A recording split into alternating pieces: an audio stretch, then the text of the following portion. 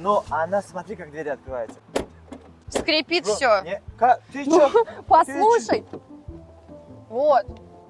Ну просто это... А ну,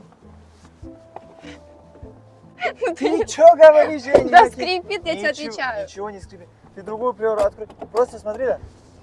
Все, смотри, если зеркало хочешь закрыть, вот так делаешь. Помолимся. Скрипит.